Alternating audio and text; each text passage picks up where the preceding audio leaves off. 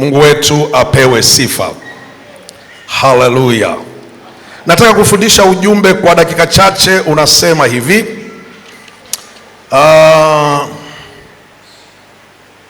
Nguvu iliyomo katika jina la Yesu. Nguvu iliyomo katika jina la nani? Jina la Yesu. Nimewiwa sana kufundisha ujumbe huu asubuhi ya leo, kujua nguvu iliyomo katika jina la Yesu, kwa sababu ninaona, na sio mimi na wengine, ni kama tunasahau, tunataka tupoteze ile nafasi ya Yesu, ile nguvu ambayo imo katika jina la Yesu Kristo. Unajua, ukishafahamu nguvu iliyomo katika jina la Yesu, utakuwa unampa Yesu thamani ya kile kiwango alichonacho, hata kama sio vile, lakini utakuwa unajua kwamba kumbe jina la Yesu au nguvu iliyomo katika jina la Yesu sio jina la kawaida. Yaani kuna nguvu imo katika jina la Yesu Kristo. Na nimekuwa nikitafakari, sio leo, kwa muda wote, na kwa neema ya Mungu aliyonipatia katika kuhubiri au katika kufundisha, na namwomba Mungu anisaidie nisije nikatoka kuhubiri habari ya nguvu iliyomo katika jina la nani? Jina la Yesu. Kuna nguvu iko katika jina la Yesu Kristo. Iko nguvu, na sio nguvu ya kawaida. Na mara nyingine inaweza isijulikane sana wakati inaachwa kufundishwa au inaachwa kuhubiriwa. Lakini sisi kama Wakristo, na wewe unayenisikiliza asubuhi ya leo, utafanikiwa sana ukishajua nguvu iliyomo katika jina la Yesu Kristo. Na nitazungumza mambo mawili au pointi mbili asubuhi ya leo. Pointi ya kwanza itakuwa hivi.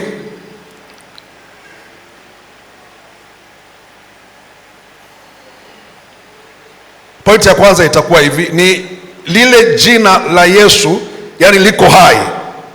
Jina la Yesu liko hai, au Yesu yu hai. Hiyo ni tunaangalia hiyo nguvu iliyomo katika jina la Yesu Kristo. Namba moja, pointi ya kwanza, Yesu yu hai. Yani ile inayosababisha kwa kuna nguvu katika jina la Yesu, maana yake Yesu ni nani? Yesu yu hai. Si ndio? Si sawa jamani? Hiyo itakuwa ni pointi ya kwanza. Pointi ya pili itakuwa upako ndani ya jina la Yesu. Upako ndani ya jina la Yesu. Kwa hiyo mambo mawili. La kwanza, Yesu yu hai. Tunapoangalia nguvu ya jina la Yesu, nguvu iliyomo katika jina la Yesu, tunaangalia ni kwa sababu Yesu yu hai. Yesu yu hai. Kama Yesu angekuwa hayuko hai, ile nguvu sasa iliyo kwenye jina lake isingekuwa na uwezo wowote. Si ndio? Hakuna uwezo wowote, kwa sababu iko wapi nguvu? Nguvu ipo kwa sababu yeye mwenyewe yuko hai. Yuko hai. Yesu yu hai. Safi sana. Upako ndani ya jina la Yesu Kristo. Haya mambo mawili asubuhi ya leo mazuri, yatakusaidia, yamenisaidia na yanaendelea kunisaidia kujua nguvu iliyomo katika jina la Yesu. Namba moja ni kwa sababu Yesu yu hai. Kama Yesu asingekuwa hai, hilo jina linakosa nguvu, linakosa uwezo. Ndio maana miaka na miaka, siku na siku zinavyosogea, watu wanaokolewa. Mimi niliokolewa miaka hiyo iliyopita kiasi fulani. Yesu aliokoa maisha yangu. Aliokoaje? Kwa sababu jina lake liko hai. Halo? Nilihubiriwa jina la nani? Jina la Yesu. Nikaambiwa Yesu anaweza kuokoa, Yesu anaweza kuponya, Yesu anaweza kubadilisha maisha. Nikaambiwa mtu akiwa ndani ya Kristo Yesu anakuwa kiumbe kipya, tazama ya kale yanapita. Kwa hiyo hilo jina lina uwezo, na mimi nikaliamini hilo jina la Yesu. Nilipoliamini ile jina la Yesu, likafanya mabadiliko kwenye moyo wangu, nafsi yangu, likanisababisha niwe hivi nilivyo leo. Ndivyo ilivyotokea kwako wewe ambaye uko mahali hapa. Kama kinyume au kama sivyo hivyo, basi hakuna uhai ndani ya maisha yako, hakuna uzima wa wokovu ndani ya maisha yako. Yaani wokovu wetu tulionao ni kwa sababu ya nguvu ya jina la nani? La Yesu. Na nguvu hiyo inasababishwa na nini? Inasababishwa kwa sababu Yesu mwenyewe yuko hai. Na kwa sababu ya ule uhai wa Yesu ndio unasababisha sasa mtu, mimi na wewe, nibadilishwe. Kwa hiyo ni vizuri sana kujua. Hata wewe unayenisikia muda huu, kama hujaokoka hapa leo, utaokoka kwa sababu uokoki kwa namna nyingine. Utaokoka kwa sababu Yesu yu hai. Na kwa sababu Yesu yu hai, jina lake lina nguvu ya kuokoa. Anasema lina nguvu ya kuokoa. Nguvu iliyomo katika jina la nani? Jina la Yesu.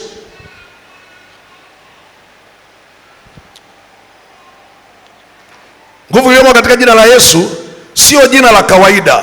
Ni jina lenye mamlaka mbinguni na wapi? Na duniani na chini ya nini? Chini ya nchi.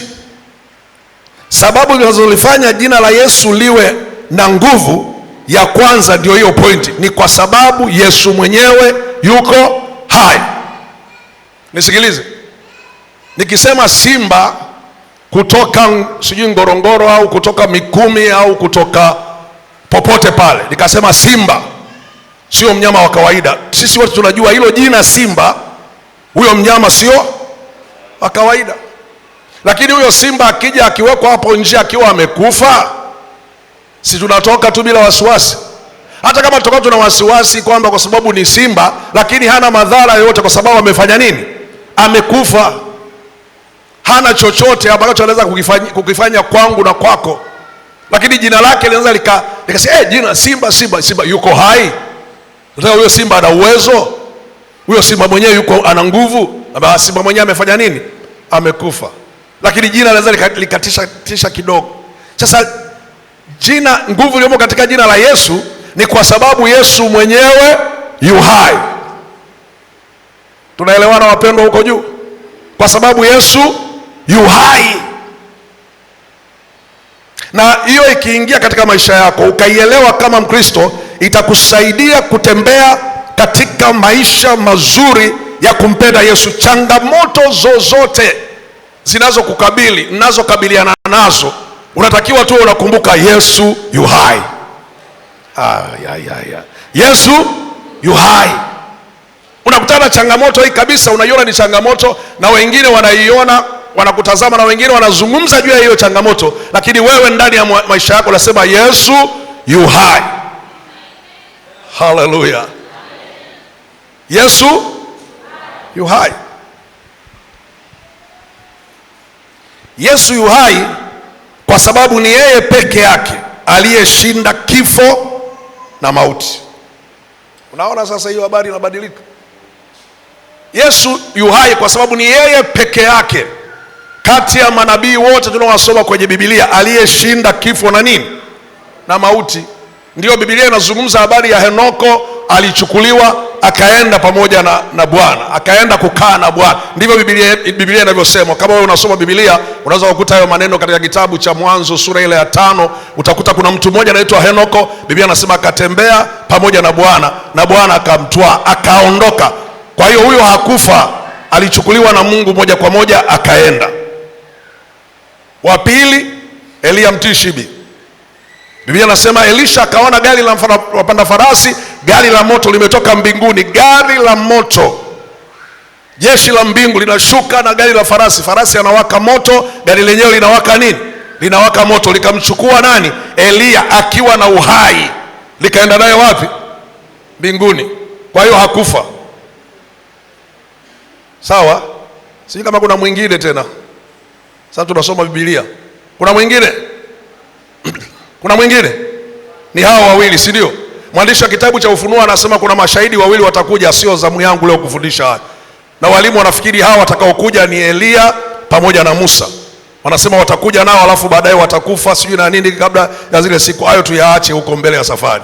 Lakini wakati Yesu alipokuwa duniani hapa, Biblia anasema kwenye mlima wa maombi Elia na Musa walifanya nini? Walimtokea katika sura, wakafanya mazungumzo. Alafu Biblia haijazungumza yale mazungumzo yalikuwa ni yapi. Labda ni haya kwamba sasa mmeshakuja na inasemekana utakuja kwa tumemalizana. Hayo ni mawazo yangu. Lakini walizungumza, Biblia haijatuambia mazungumzo yao. Elia pamoja na nani? Na Musa wakaenda, lakini hawajakufa. Hawajakufa. Na kuna kitabu hiki pia cha Biblia hiki kinasema mwanamke aliyezaliwa na mwanadamu siku zake za kuishi zimeandikwa. Na Biblia inasema wewe ni mavumbi, mavumbini utafanya nini? Utarudi. Kitabu kingine kinasema kila nafsi itaonja nini? Mauti. Kwa hiyo inawezekana hawa ndugu wawili wakatokea. Sasa hiyo tusilete mjadala hapa. Nataka kuzungumzia habari ya jina la Yesu Kristo na uhai alionao. Bwana Yesu apewe sifa. Kama kuna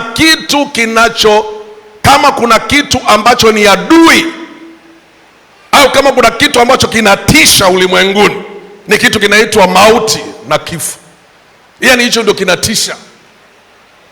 Hakuna kitu kingine kinatisha. Kuna mtu mmoja amefariki juzi kushinda jana. Juzi kushinda jana kama sikosei. Ni sawa? Juzi kushinda jana. Nimepata safari moja, nilienda nchini kwao, walikaribisha kwenye kanisa lao na nikafanya huduma kule. Baadaye tukaongea vizuri sana. Alafu baadaye wakataka kuja Tanzania, na mimi sina upendeleo. Nikasema wasije Tanga. Nikamwomba Askofu Masunga, nikamwambia wapokee hao wageni kutoka nchi fulani. Wakaenda kwa Masunga, wakafanya huduma kwa siku 6 pale. Ikawa baraka sana. Alafu mwaka huu wamekuja, naona kutoka nchi yao. Wakaenda kufanya kazi kule Katavi. Jumatano ya wiki la jana, huyo ambaye amekufa alihubiri kanisani Jumatano wiki la jana. Alafu Alhamisi sasa. Ni kama siku 2 sasa imepita. Ni Alhamisi ndio amefariki. No, Ijumaa. Amefariki Ijumaa. Alhamisi akaendelea na huduma. No. Sawa. Alhamisi akaendelea na huduma. Ijumaa wameamka kutoka Katavi pale mjini, wanaelekea Katumba ambako wanafanya mkutano. Wakifika njiani, yule mchungaji mmoja kati hao wawili akasema nasikia vibaya, simamisheni gari. Aliyekuwa anaendesha ni katibu mkuu mstaafu Elias Shija. Wakasimamisha gari, akatelemka kwenye gari, alafu akaanguka chini, akawa amemaliza maisha.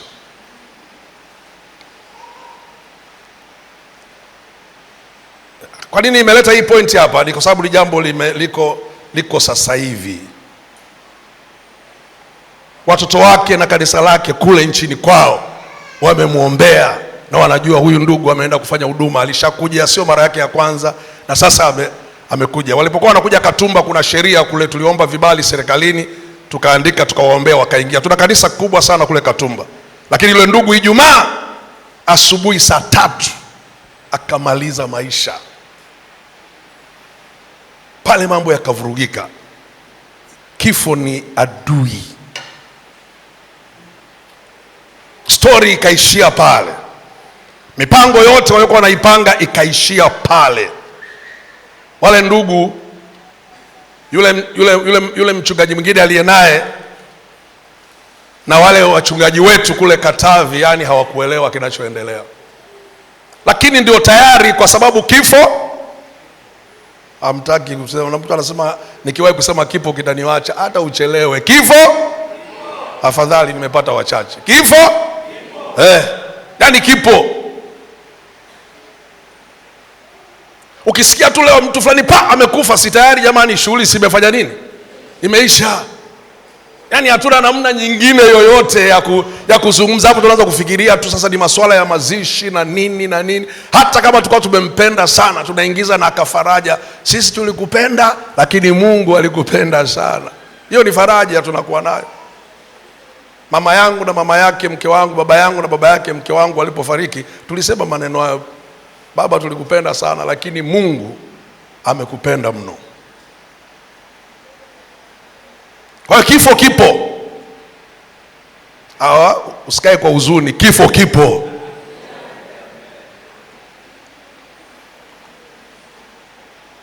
Pointi ya kwanza, kwa sababu Yesu, yani nguvu iliyomo katika jina la Yesu ni kwa sababu Yesu yu hai.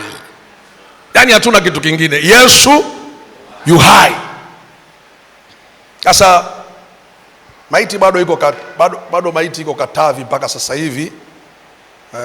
Kuna taratibu na nini mpaka vyeti vya NIDA nini viandikwe, vyeti vya kifo, taarifa za kutoka nchini kwao, maiti ije isafirishwe kutoka kutoka Katavi kwa ndege Dar es Salaam, alafu ipelekwe nchini kwao. Kwa mwili wa kawaida imetuhuzunisha, lakini nilipokuwa nafikiria ujumbe nikasema kweli Yesu yu hai. Haleluya, jina la Bwana Yesu libarikiwe. Yesu yu hai kwa sababu yeye pekee ndiye aliyeshinda kifo na nini? Na mauti. Hiyo ndio sababu nguvu ya jina la Yesu Kristo. Yaani hiyo inasababisha iwemo nguvu kwenye jina la Yesu Kristo. Huyo aitwaye Yesu alishinda kifo na mauti. Na alishindaje kifo na mauti? Au mauti iliingiaje? Tunasoma kwenye Biblia na sitaki tuchukue muda. Adamu na Hawa, wazazi wetu wa kwanza, waliambiwa na Mwenyezi Mungu, siku mkila matunda ya mti huu hakika mtafanya nini? Mtakufa. Na siku wakala wakafanya nini? Wakafa. Hawakufa siku ile kwa kifo cha kimwili, lakini kifo cha kiroho walifanya nini? Walikufa. Kwa hiyo tangu siku ile mauti ikaingia. Mauti ikaingia ulimwenguni. Mauti ikawepo. Tumeimba hapa na ndio sisi tunavyoamini. Hebu fikiri wewe na mimi leo tu wazima. Fikiri mke wa yule bwana na watoto wake, ni mtu mzima na watoto wake na nchi yake pia. Ametoka kuja kwa huduma, leo anarudishiwa mtu kwenye sanduku, amemaliza maisha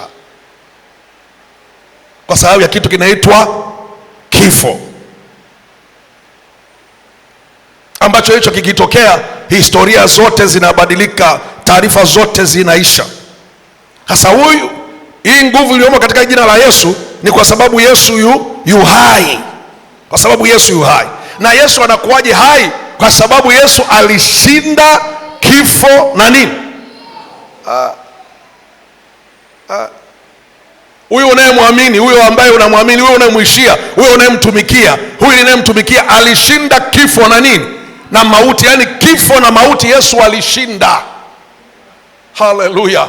Hata kama sitafafanua kwa undani sana, lakini naomba Mungu akusaidie ujue umemwamini aliyeshinda kifo na mauti.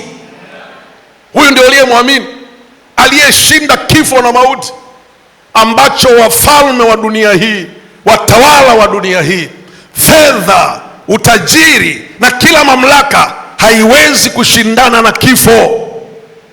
Lakini Yesu Kristo alishinda kifo na mauti.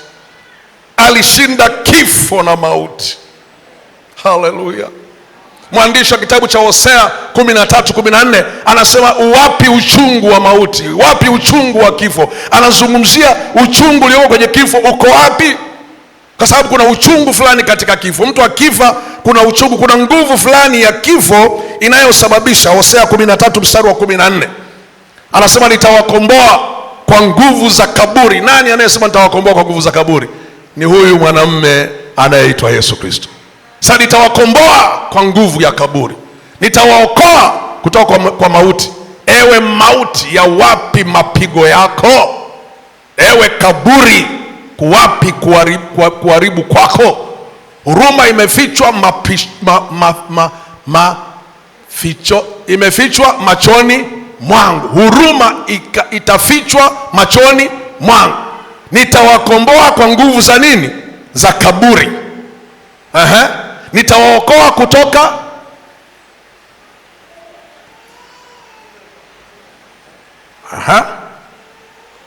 nitawakomboa kwa nguvu za nini? Za kaburi. Nitawaokoa kutoka kwa mauti. Ewe mauti, ya wapi mapigo yako? Kwa sababu mauti tangu wakati wa Adamu ikawa ina nguvu, ikawa ina uwezo. Nisikilize, ukiwa ndani ya Kristo Yesu, huyu ambaye alishinda kifo na mauti, na huyu ambaye yuko hai, wewe na mimi leo hatuna sababu ya kuogopa kifo. Yaani kifo kikitokea, tuna mahali tumepenya kwa huyu mmoja aitwa Yesu Kristo. Ametusaidia kupenya. Ndio maana kuna lugha ilikuwa ngumu sana kwa Mariamu pamoja na nani? Na Martha, walipoambiwa aniaminie mimi ajapokufa atakuwa anafanya nini? Anaishi. Na kila aishie na kuniamini mimi hata kufa milele. Kilikuwa inazungumziwa kifo gani? Kile kifo cha umilele. Kifo hichi tunachokipata sisi tunatoka, sio watu wote, sisi ambao tumemwamini huyu aliye hai, tunatoka ndani ya mwili huu, tunaingia ndani ya uzima wa Yesu Kristo. Na hii ni siri, nisikilize asubuhi ya leo, ni siri ambayo adui hapendi ijulikane. Na mpaka saa nyingine hata sisi wahubiri, wachungaji, maaskofu, manabii, mitume, tunaogopa kuielezea hii siri, kwa sababu kuna mapigo ya nini?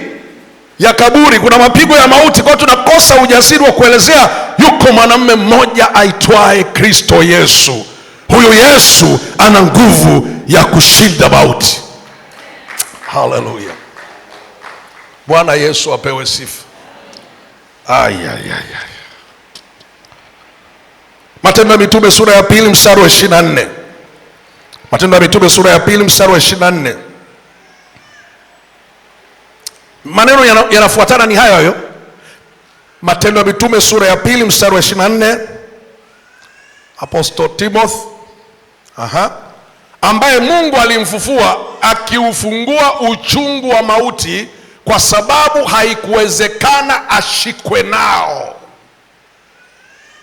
Yaani ule uchungu wa mauti, Biblia inasema Mungu alimfufua Yesu kutoka wafu, alimtoa Yesu kwa sababu haikuwezekana ashikane nao. Kama mnakumbuka, Wayahudi wanasema ya kwamba baba, katika Zaburi wanasema baba yetu Daudi alikufa na yeye kaburi lake lipo. Maana yake alikufa, hakuwa na uwezo huo. Lakini kwa habari ya Yesu wanasema ambaye Mungu alimfufua akiufungua uchungu wa nini? Wa mauti, kwa sababu haikuwezekana ashikwe nao. Ndio maana sio kama Mungu anashindwa.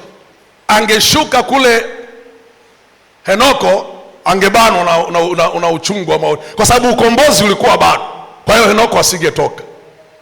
Elia Mtishibi, pamoja na kuita moto ushuke, angeshuka kwenye kifo, angebanwa kule. Unaanza kunipata Unaanza kunipata?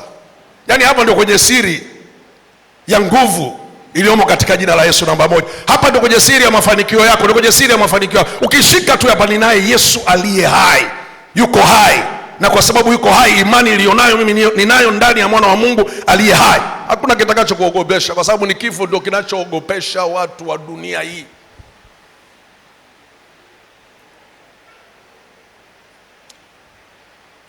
Ambaye Mungu alimfufua akiufungua uchungu wa mauti, kwa sababu haikuwezekana ashikwe nao. Haikuwezekana, yani Yesu huyu hakuweza, hakuna mauti ingeweza kumshika, kwa sababu yeye ndiye uzima. Anasema mimi ndiye njia na kweli na uzima. Yani uzima umilele ndio Yesu. Si anapaswa kueleweka vizuri huyu jamani? Wakorintho wa kwanza 15:55. Wakorintho wa kwanza 15:55.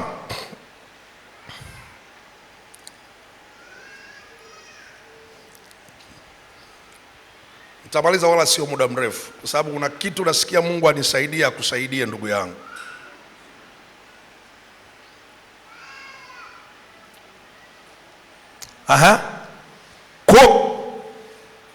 Kuko wapi ewe mauti kushinda kwako? Uko wapi ewe mauti uchungu wako? Yaani ni maswali yanaulizwa hapo. Paulo alikuwa anaandika kwa sababu Yesu alitukomboa sana. Uliza maswali, uko wapi ewe mauti kushinda kwako? Uko wapi uchungu wako? Yaani iko wapi hiyo nguvu? Kwa sababu tayari Paulo alikuwa ndani ya nani? Ya Kristo Yesu.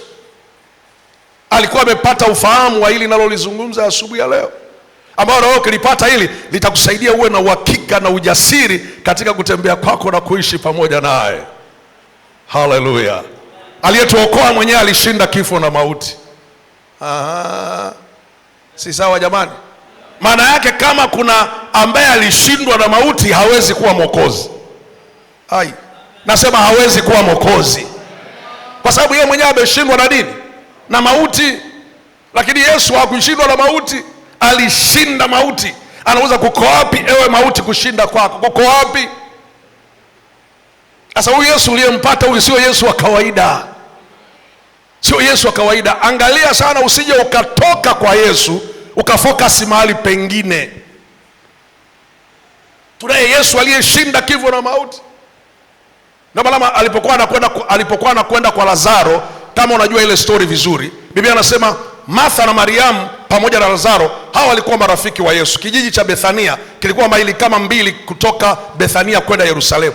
Na Yesu alipokuwa anasafiri au alipokuwa anakwenda Yerusalemu, alikuwa anapita kwa Martha na Mariamu pamoja na Lazaro. Hapo alikuwa anapata msosi kidogo, alafu anafanya maongezi. Na maongezi yale yalikuwa neno la Mungu. Kila akipita, Biblia inasema hivyo, alikuwa anafika pale anazungumza nao. Anazungumza nao neno la Mungu. Siku moja walizungumza sana Yesu, alafu Martha akawa anahangaika kutengeneza msosi, kashughulika sana na msosi. Alafu Martha kwa nia nzuri sana akamwambia Yesu, mwambie ndugu yangu Mariamu aje tukusaidie, anisaidia. Maana mimi natabika peke yangu. Angekuwa yeye anakaanga sasa hapa vipande vya kuku na mimi namalizia kutengeneza pilau. Sasa mimi napambana na yote. Nisikilize, Yesu anamwambia Martha, sio alikuwa anamdharau Martha. Anamwambia Martha, sikiliza, huyu amechagua fungu jema. Maana yake ni nini? Sio kwamba usipikie mgeni. Alikuwa anataka amuonyeshe Martha amfahamu Yesu ni nani. Yaani sio swala la msosi tu, lakini afahamu Yesu ni kitu gani. Huyu Yesu, mimi ni Yesu, nimefika hapa kwako. Nataka uelewe kwanza haya masuala ya kuzungua. Hiyo misosi au kuku, mimi ndio asili yake. Yaani kuona kuku hapo, mimi ndio mwenye wao kuku. Sasa wewe unahangaika na kuku wakati mwenye kuku ndio amefika nyumbani kwako. Sijui tunaelewana jamani? Yaani mwenye kuku mwenyewe ameshafika kwako. Wewe unaanza kuhangaika na kuku. Mwenye mpunga, mwenye mchele amekuja kwako, wewe unahangaika na mchele. Pale alikuwa anataka kumwambia Martha, achana na hao kuku, mimi ndio muhusika. Kila uhai unaoona kwenye mnyama, kila uhai unaoona kwenye mmea, mimi ndio muhusika, ndio chanzo chake. Nilikuwa stadi wa kazi katika uumbaji. Kwa alikuwa anataka afocus, alimtaka Martha afocus kwa Yesu kwanza. Masuala ya msosi watakula baadaye. Hiyo ndio maana yake. Na Martha akawa hakuelewa. Martha akawa kuelewa. Hata mimi niwahi kuhubiri wakati fulani tukamnyanyasa kweli Martha. Unahangaika tu na vyakula, unaacha amna. Martha alikuwa mwenyeji mzuri. Tatizo hapa haikuwa sio kuhangaika. Alikuwa anajua huyu aliyeko kwake. Huyu ambaye yuko leo nyumbani anamfahamu, hichi anachokitoa nitakipata tena siku nyingine. Maana anatoa vitu fulani hapa. Sasa Yesu anaona wewe atavikosa, maana mara kaenda kuokota kuni kule nje, mara karudi kaishapitwa.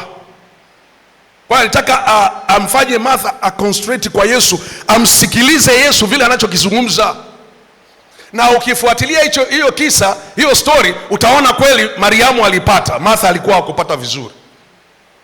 Ndio ilikuwa maana yake. Sio kwamba Yesu alikuwa anakataa msosi. Yesu alikuwa anakula. Mbona kwa Zakayo alikula msosi? Kwa Zakayo Yesu alikaribishwa, Biblia inasema wakawekewa msosi na Yesu akawa anakula mpaka watu wakapiga kelele. Anakula kwa watu wenye dhambi. Lakini Yesu alikuwa anajua hapa si swala la kula. Hapa ninamhitaji huyu jamaa Zakayo. Kwa sababu huyu pia ni mwana wa Abrahamu. Baadaye Lazaro akaumwa. Nisikilize vizuri. Alipoumwa Lazaro, Martha na Mariamu wakatuma ujumbe kwa nani? Kwa Yesu, kwa sababu ni rafiki yao. Na wanajua tu sio urafiki, huyu bwana yuko zaidi ya masuala ya magonjwa. Kwa hiyo wakatuma ujumbe. Yesu akapetiwa ujumbe, bwana unaitwa. Yesu akawaambia wale waliotumwa, mwambieni Martha nitafanya nini? Nitakuja. Kufupisha story, Yesu hakwenda mpaka Lazaro akafanya nini? Akafa. Sasa akishakufa si story imeisha. Unakumbuka tulishasema habari ya kifo. Si story imeshaisha hapo. Kinachofuata ni taratibu za mazishi na nini, mambo yatakaaje. Huyo amesha kwenda, hapo ndio mwisho. Tumejitahidi, tumefanya, lakini akishazima mtu basi tunasema Mungu inatosha. Mchungaji wetu Benti alifika usiku jana hapa. Alikuwa Burundi. Sasa amefika jana usiku na mke wake. Mama yao mzazi wakati wote kuanzia dakika hii anaweza kamaliza safari ya hapa duniani, mama yake mzazi. Kwa hiyo asubuhi hii na mchana huu, yani muda huu tangu asubuhi wako na njia ya mtandao na ndugu zake walioko kule Sweden waweze kuona kitu gani kinaendelea. Ikiwezekana ikitokea hivi wasafiri kuanzia sasa kwenda. Sasa mimi nishangaa ujumbe wangu umekuja wakati kuna matukio ya namna hii. Sitaki kusema kwamba Mungu anauthibitisha, lakini nataka kusema kwamba umekuja kwa wakati wake. Sababu hata wale ambao niliwatumia hii taarifa nitahubiri ujumbe huu, nadhani mtanikubali. Niliwatumia hata kabla ya matukio haya. Si sawa niwatumia mapema kabla ya matukio, kama nataka nihubiri habari ya jina la Yesu na nguvu ya jina la Yesu. Kwa tutamuombea Mama, si unajua mtu anapofikia yale hatua ya mwisho si unafahamu wale ambao tumeuguza, mzee Mligo nyinyi juzi mnakumbuka. Hata sisi tulifika mahali sasa mnasubiria tu mama au baba, mnasubiria tu. Maana mnakuja vipi, bado ana hema lakini hali hanywi. Mama yao ana siku 14 hajaweka chakula mdomoni. Ni mtu ana umri mkubwa. Kwa sasa wanajaribu kuwasiliana ili kitokea waendelee na safari kwa mazishi. Lakini pointi yangu ni hii. Lazaro akafanya nini? Akafa. Lazaro alipokufa, kuna mpango wa Yesu tena. Jamani, kuna mpango wa Yesu tena. Anakuja kufanya nini? Shughuli za mazishi zikafanywa, maombolezo yakawepo pale, na kilio kilikuwa kina nguvu sana. Inaonekana ile familia ilikuwa inafanya nini? Inafahamika. Kilio kilikuwa kina nguvu, maana Biblia inasema Wayahudi walikuja sijui na nini na wakajaa kwenye msiba. Wakachukua maiti kama ilivyo desturi, wakaenda kwenye kaburi ambalo ni jiwe. Wakaondoa jiwe, wakamfunga Lazaro sanda, wakamweka pale. Wewe unapenda kusoma ni Yohana 11, hiyo story iko hapo. Nafupisha hapo kwa sababu najua hayo mnayajua na Roho Mtakatifu awasaidie kuyajua. Si sawa jamani? Naona ibada ya msiba ikawa imeisha, ya maziko, siku 4 zikapita. Wanazuoni wanasema hivi, kwa kawaida Wayahudi wanaamini mtu anakuwa ameshakufa kabisa zikiwa zimepita siku ngapi? Siku 4. Yani hiyo ni imani yao, wanaamini. Unajua kila watu wana imani yao jamani. Yani siku ya kwanza wanasema anaweza akafufuka, siku ya pili wanaona pia bado roho yake inatembea, siku ya tatu kama ni hapa barabara ya pili wanasema labda iko barabara ya 8 ya 9 bado haijafika barabara ya 21. Yani wanaamini siku ya 4 ikifika wanasema hiyo imeshapita, sasa iko Mavurunge huko, imeshatoka jijini, kafa moja kwa moja. Kwa hiyo siku ya 4 kwa wanazuoni wa Yahudi wanasema tayari Lazaro amefanya nini? Amesha kufa. Habari ya Lazaro imeisha. Sasa Yesu kwanza wakawa na mjadala na wanafunzi wake. Akasema jamani, nimesikia Lazaro anaumwa, nataka niende nikamwamshe. Wakasema sawa, kama ni swala la kumwamsha utaenda kumwamsha. Anawatafuta waelewe. Asubuhi ya leo naomba Roho Mtakatifu akutafute uelewe nguvu iliyomo katika jina la Yesu Kristo. Nasema Mungu akutafute uelewe nguvu iliyomo katika jina la Yesu Kristo. Ukishaielewa hiyo nguvu, nataka nikuambie kuna ushindi usio wa kawaida. Haleluya. Yani kuna mambo utaanza kuyaona katika maisha yako hayatakutisha tena. Yani kama ni changamoto utapitia kwenye changamoto, lakini hazikutishi. Yani unatazama hivi, wewe huoni changamoto, unamuona mwanamume anaitwa Yesu Kristo. Anasema unamuona mwanamume anaitwa Yesu Kristo. Huoni Askofu Mulenga, huoni FPCT kule mbele, hivyo ni kivuli huko nacho huko. Wewe unatakiwa kumuona Kristo Yesu, kwamba huyu ndiye mwanamume ninayemuona. Nikimtazama huyu, nikimwangalia huyu, kwa kweli nimeshavuka hiyo mipaka. Ndio maana Paulo alifika mahali akaelewa. Walipomtisha wakamwambia, Bwana usipande Yerusalemu, maana huko Yerusalemu utafanya nini? Utapigwa sana. Nabii mmoja akaja akachukua mkanda akajifunga, akasema mwenye mkanda huu akipanda Yerusalemu atafanya nini? Atapigwa. Alisemaje yule jamaa? Alisema msinivunje moyo, mimi sio swala la kupigwa viboko, mimi niko tayari kufa kwa ajili ya Kristo Yesu. Kwa sababu ameshafahamu kufa ni Kristo na kuishi ni nini. Anatatizika kati ya mambo mangapi? Mawili. Afe aende akakae na Bwana, au aendelee kuishi, aendelee na huduma ambayo Mungu amempa kuifanya hapa duniani. Mungu wetu apewe sifa. Baadaye wakaendelea, alafu akamwambia Lazaro amekufa. Jamaa wakastuka. Amekufa. Sasa twendeni nikamfufue. Wakamchomekea. Unajua wanafunzi wa Yesu walikuwa wanachomekea. Wakamchomekea. Bwana, unajua juzi hapo kuna watu wanataka kukua. Ukienda kusoma hiyo story utakuta juzi. Yani hata wanafunzi hawajui eti kuna watu wanamvizia Yesu. Hata hawamjui, wanamtishia nyao kwamba kuna watu wanataka kukuua. Hata mimi nahitaji kumjua Yesu. Yani mimi mwenyewe hapa naye hubiri nahitaji kumjua Yesu. Nakubaliana na mwimbaji yule anasema nataka nimjue Yesu na nizidi kumfahamu, nijue pendo lake, wokovu wake kamili. zaidi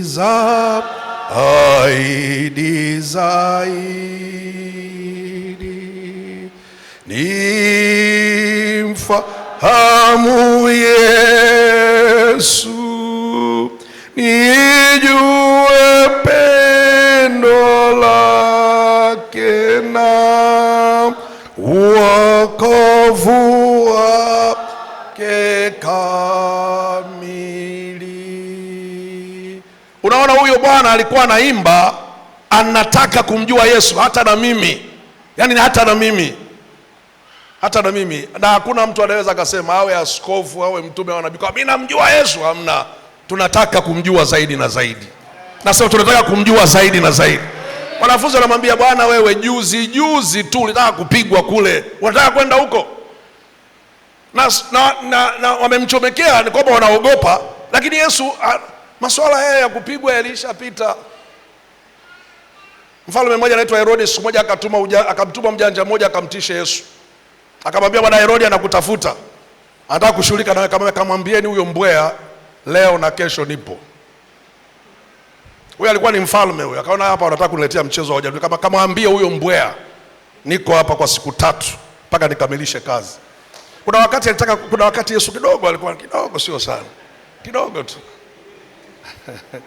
kidogo tu, ili tu watu wamtambue. Unajua sasa anajificha, alafu anaona wanataka kumpanda kwenye, alafu anajifunua kidogo tu. Akamwambieni huyo mbwea. Kwanza wewe uliyetuma unaenda kwenda kumwambia mfalme, umeambia mbwea, ukifika wewe ndio unamaliza, unakatwa kichwa kwanza. Ikaishia kimya pale. Haleluya. Siku moja anateremka kwenda matelemko ya mlima wa Mizeituni. Wanafunzi wanaimba na watu wanapiga kelele, alafu wanaimba wimbo ambao uliandikwa kwenye Biblia, Hosana, amebarikiwa ajaye kwa jina la Bwana. Wakati Wayahudi wa Israeli wanajua huo wimbo utakapokuwa unaimbwa atakuwa Masia anayekuja kuokoa. Kwa hiyo huo wimbo haulingani na huyu wanayemwimbia. Huyu mtoto wa Selemani tunamfahamu, mtoto wa Selemala alikuwa anachonga mbao, kuna viti hata stuli za watu kuna nyingine zilikuwa mbovu. Tunamfahamu huyu jamaa. Wanamwimbiaje hizi nyimbo hizi? Mafarisayo wakatuma ujumbe moja kwa moja kwa Yesu Kristo. Nataka tu uelewe hiyo pointi ya kwanza. Ya pili ni rahisi sana. Wakamwambia, mwalimu, wakataze wanafunzi wako. Na hichi ni kikosi cha baraza la Sanhedrin, kilikuwa kina watu 71. Huu ndio ulikuwa mfumo uliokuwa unaendesha mamlaka katika serikali ile au katika utawala ule. Kuna kikosi cha kidini, kuna wanasheria humo ndani, na kuna waandishi. Yani hicho kikosi cha baraza la watu 70. Wao waliongeza, walikuwa 71. Nakumbuka Musa aliambiwa, nitafutie wazee 70, nitatoa roho yako nitaweka ndani yao ili wabebe mzigo pamoja na wao.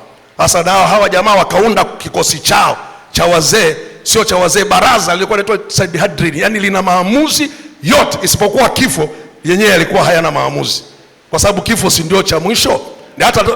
Hata Yesu alipotaka kuuawa ilibidi ili baraza limuombe Pilato, liombe serikali ya Roman Empire, tupeni kibali cha huyu jamaa uawe. Kwa kosa gani? Asabu kwanza anajifanya kama Mungu, anasema atavunja hekalu na nini. Ikabidi Mungu aingilie kati kwanza kuzungumza na mama wa Pilato. Wewe mama, nakupa onyo, mwambie mume wako asichezee hiyo namba, sio ya kawaida. Huyo bwana hana makosa, kuna ulaghai tu unafanyika. Fikiri huyu mzee ameketi kwenye kiti cha hukumu, huyu mama anamwambia mume wake, nimeteswa mengi kwa ajili ya huyu. Haijafafanuliwa, anasema nimeteswa mengi. Unaposikia neno nimeteswa, maana yake alipewa maonyo. Na Biblia inasema tangu saa ile Herode, Pilato akatafuta njia ya kufanya nini? Ya kumwacha Yesu. Sasa alijua hii sio connection ya kawaida hii. Na atamwachaje sasa yuko kwenye mamlaka? Maana yeye ndio alitoa amri. Amri ya kuua ilikuwa ni serikali tu ya iliyokuwa inatawala, Roman Empire.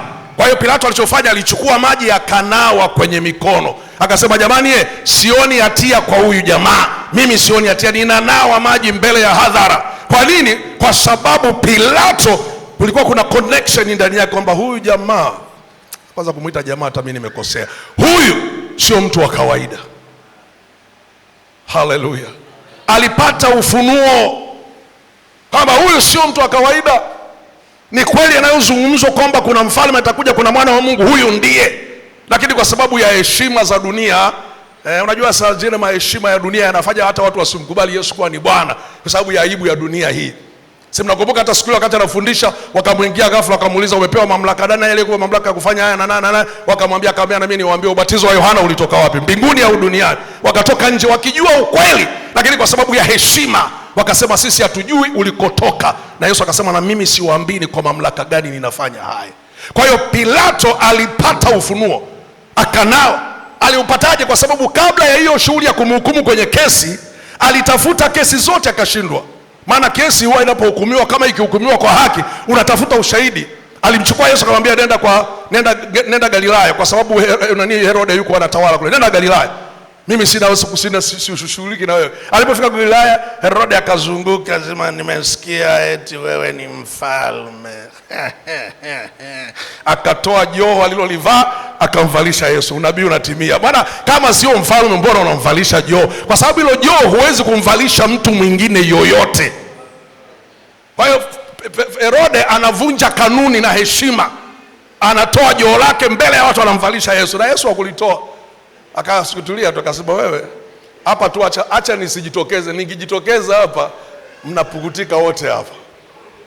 Kuna wakati Yesu anakuja kama mwana kondoo wa Mungu aichukue dhambi ya ulimwengu. Alafu aliponatenda basi muujiza. Nimesikia unaponya watu. Fanya muujiza mmoja nipate kuona. Muujiza sio maonyesho. Yesu angeweza kufanya, angeshindwa. Angeweza kufanya, tena angefanya hivi katikati yao angemtia mmoja mguu pinde pale apige kelele afu ambie nyoosha mguu. Come on. Lakini Yesu wala hao ndio watu nimewatafuta, nimewafuata hao. Kwa hiyo Yesu akaondoka, wanakwenda kwenye msiba. Biblia inasema mtu mmoja akamshtua Martha kwenye msiba, akamwambia Martha, Bwana ametokea. Kabla hajafika kwenye kile kijiji, Martha akakimbia akaenda kwa Yesu. Sikilize, alipofika huyu Martha akamwambia kama ungalikuwepo ndugu yangu asingelikufa. Akawa kama anamlaumu Yesu. Akalaumu pale. Yesu akamweleza stori za mbinguni. Akamweleza Bwana, masuala ya uzima mimi ndio mwenyewe. Yaani hapa sitafuti, mimi nimetembea na hiyo package ya uzima niko nayo. Nataka nikwambie Yesu uliyempata ndio package ya uzima wako. Huyu Yesu ndiye uzima wako. Sasa Martha anababaika pale, wakaenda. Martha alipoona hii lugha imekuwa ngumu akamwacha Yesu akakimbia kwenye msiba. Akamkuta Mariamu, akamshtua, akamwambia Bwana anakuita. Japo Yesu akamwambia Mariamu, Martha akamwita Yesu. Mariamu naye alipotoka akakimbia. Nimeshafundisha mara nyingi. Tofauti ya Martha na Mariamu ni hii. Neno lilikuwa ni lile, lakini Martha alipokuja, Mariamu alianguka miguuni pa Yesu, akawa anasema Bwana, kama ungelikuwepo ndugu yangu asingelikufa. Na Biblia inasema wanyenyekevu Mungu huwapa neema. Wenye kiburi Bwana anafanya nini? Anawashusha. Bwana alipoona unyenyekevu wa Mariamu akamwambia mmemweka wapi? Akasema yuko kaburini. Sema twendeni kaburini. Na alimwambia Martha, ukiamini utauona utukufu wa nani? Wa Mungu. Sasa ili ujue Yesu jina lake li hai, anakwenda kwenye kifo. Wanafika kaburini pale, Yesu anasema liondoeni nini? Jiwe. Liondoeni jiwe. Jamani, tuulizane kweli, tuko hapa. Ulishawahi kusikia kwenye vitabu vyote vinavyoanza kwenda kutoka juu kuja chini, vinavyoanzia chini kwenda juu, ulishawahi kusikia kuna mtu aliamuru jiwe la mtu aliyekufa au kwenye kaburi la mtu aliyekufa kwamba toeni msalaba au toeni hayo mlichoweka, toeni udongo? Ulishawahi kusikia? Jamani, ulishawahi kusikia? Ulishawahi kusikia? Lakini Yesu anawaambia liondoeni nini? Jiwe. Tena inachoshangaza ambacho inafikiria, nadhani Martha anaona kama Yesu amekosea hivi. Bwana, kwanza kwa taarifa yako, hapa utachafua hali ya hewa. Huyu mtu ananuka. Leo ni siku ya ngapi? Siku ya 4. Tukitoa jiwe hapa hali ya hewa itaharibika. Hajui huyu Bwana ndiye Bwana wa uzima. Hajui mauti ndani ya Yesu haina nguvu. Hajui yeye ndiye anashinda kifo na mauti. Martha hajui hilo. Akaambiwa na Yesu, si nikwambia ukiamini utauona utukufu wa Mungu? Mimi sijui. Hebu piga picha kama na wewe ulikuwepo siku ile. Wale wanaokwenda kuondoa lile jiwe ni kama wameshika nini? Wameshika pua. Na watu wa siku hizo waliokuja wana mambo yao hawa. Si utasumbua watu jamani kuanzisha msiba tena. Wakaliondoa jiwe wakaliweka pembeni. Alafu Yesu akaita Lazaro, come out. Mhubiri mmoja nilimsikia akasema hivi, angesema nyinyi mlioko kwenye mashimo tokeni nje, pale pangekuwa vurumai siku ile. lakini aliitwa Lazaro peke yake. Lazaro, toka, njoo huku nje. Lazaro pop, akatoka jamaa, na masanda yamefungwa. Si ilikuwa mshike pale? Ilikuwa mshike. Ndio ajabu tena hiyo, mtu akifa akifufuka wote mnakimbia hata kama ni ndugu yenu. Ilikuwa mshike pale. Yesu akasema mfungueni sanda na leso, mumwache aende zake. Wakamfungua sana. Maandiko yanayofuata nasema ikawa ajabu, watu wengi wakaamini. Huyu ndiye Yesu ninayehubiri habari zake. Nasema huyu ndio Yesu ninayehubiri habari zake. Huyu ndiye Yesu, ukimpata kwenye maisha yako huwezi kubabaika. Yuko namna hiyo, hajabadilika, ni yeye yule jana na leo na hata milele. Yuko hivyo. Katika Luka 16, tajiri mmoja alikuwa na mali nyingi sana. Anakula kwa anasa, anabadilisha kwa anasa, na Biblia nasema Lazaro, huyu Lazaro mwingine sasa, acha Lazaro yule. Huyu Lazaro mwingine alikuwa maskini, anaitwa Lazaro. Ana vidonda, anakwenda kwa yule tajiri. Tajiri yule ampi chakula chochote. Biblia nasema yule maskini anatamani hata kula vyakula vya mbwa wa yule bwana. Na mbwa wanaramba vidonda vya huyu maskini. Tajiri linakula kwa anasa, hata alijali walio chini. Najua mimi niko juu tu. Kwa kifupi ni hivi, Lazaro akafanya nini? Akafa. Alafu akazikwa. Biblia isikuzikwe. Inasema akachukuliwa kifuani kwa nani? Kwa Ibrahimu. Alafu na yule tajiri akafanya nini? Naye akafa. Kule kuzimuni, nifupishe tu story ya kule kuzimuni kwa sababu sio mpango wangu. Lakini kule kuzimuni akili zikaja, kwa sababu wakati huo Yesu alikuwa hajapasua ile mauti, hajatengeneza njia ya uzima. Nikupe taarifa, wewe ukifa leo ndani ya Kristo Yesu, hupiti kuzimuni, hupiti mahali penye mapigo ya uchungu wa mauti. Wewe unapita ndani ya Kristo Yesu moja kwa moja. Yaani wewe ni moja kwa moja, sisi tunababaika huku tunalia, lakini wewe unapita moja kwa moja. Yule mchungaji ambaye yuko na huyo mchungaji mwenzake aliyefariki, akasema jamani, hili sio jambo geni. Hata kama limetushtua, ndugu yetu yuko kwa Bwana. Unaona, walishindwa kufanya tu mkutano ile siku ya Ijumaa, lakini Jumamosi yule bwana aliendelea na ratiba, na Jumamosi ni jana, yani jana aliendelea na ratiba, tuliwasiliana nao, na leo anaendelea na ratiba. Alafu Jumatatu, Jumanne ndio wanarudi. Sasa sema tayari ameshafariki, hakuna chochote. Makutano yako hapa, shughuli na kwenda. Huyo ameenda kwa Bwana. Ni lugha ngumu sana kuielewa, lakini huyo ameenda kwa nani? Kwa Bwana. Bwana ameona amalize kazi katika nchi ya nini? Ya ugeni. Ndio Bwana ameshaona, na ndugu amemaliza kazi. Kama jana alikuwa madhabahuni mpaka asubuhi na aliendelea, na alikuwa na kipindi, amemaliza kazi. Nilikuwa nazungumzia hiyo point hiyo ya namna hiyo. Kwa Yesu ndiye Bwana wa uzima, na jina lake linafanya kazi kwa sababu yuko hai. Kwa hiyo kifo hakitusumbui. Sasa kule kuzimuni kule, yule tajiri akapata ufunuo. Huo ni ufunuo. Alipojaribu kila njia za kumsaidia, akaambiwa kumbuka mema yote duniani. Sasa hivi kuna watu wanakucheka wewe umeokoka, wanakudharau, wanakuona huelewi. Maofisini ndio zaidi sana, hata kwenye biashara huko watu wanakuona huelewi. Unaonekana kama mshamba wa dunia hii, wakati dunia inakimbizana na mambo. Wewe unaonekana kama mshamba usiyejua. Unajua kila kitu cha dunia hii, lakini umempata Yesu Kristo. Nasema umempata Yesu Kristo. Ungeweza kufanya maamuzi yoyote ya, hakuna anayeweza kukuzuia, lakini kwa sababu ya Yesu unaonekana kama huelewi kinachoelewa. Lakini kule kuzimuni akili yule tajiri zikaja, baada ya kujaribu kila kodi zote zikakataa, lakini kodi moja ikaja. Akasema bwana, kwa sababu haiwezekani, mimi huko duniani na ndugu zangu wangapi? 5. Hawa jamaa shughuli zao sizielewi. Mhubiri mmoja akasema ni wale waliokuwa wanatembea na yule mwanamke Msamaria. Yesu alisema una wanaume wangapi?